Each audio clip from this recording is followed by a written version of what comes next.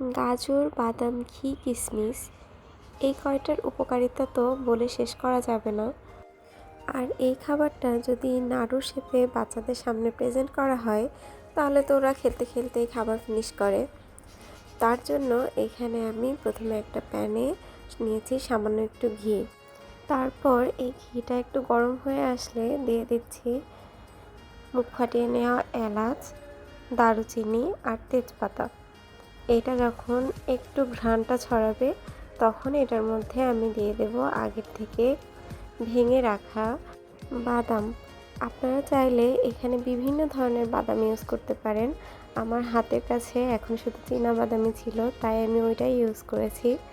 তারপর যখন ভাজা ভাজা হয়ে যাবে তখন এটার মধ্যে দিয়ে দিলাম কিশমিশ, আর সাথে এখানে আগের থেকে গ্রেট করে রাখা গাজর দিয়ে এটা ভালোভাবে ভেজে ভেজে এটা আমি রান্না করে নিয়েছি।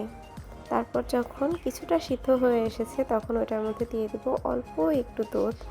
অবশ্যই এই দুধটা ফুল ক্রিম দুধ হতে হবে।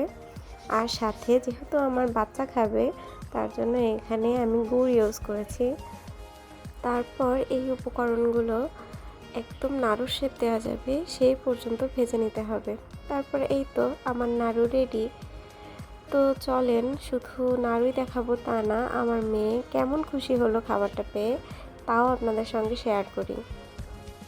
আমার মেয়েকে খাবারটা দেখানো মাত্রই ও ওর বেবি ডলটাকে রেখে ছুটে চলে এসেছে আমার কাছে। আর এই দেখেন নিজে তুলে নিজে খাওয়ার চেষ্টা করছে, কিন্তু আমি এখানে ওর হাতেও দিয়েছি, সাথে আমি নিজেও ওকে খাওয়াই দিচ্ছিলাম। ও আসলে ফার্স্টে এগুলো দেখে কি করবে বুঝে পাচ্ছিল না। তো যা হোক আমি ওকে অনেক ট্রাই করছিলাম বোঝানোর জন্য এটার টেস্ট কেমন। তারপর ঘুরছিল ফিরছিল আর খাচ্ছিল, আর সাথে তো খুব নাচানাচি করছিল। একটু দেখেন আমার মেয়ে আসলে অনেক খুশি হয়েছে খাবারটা পেয়ে। ওর ডান্সও আপনাদের সঙ্গে একটু শেয়ার করলাম। আজ তাহলে আসি, আল্লাহ হাফেজ, আসসালামু আলাইকুম।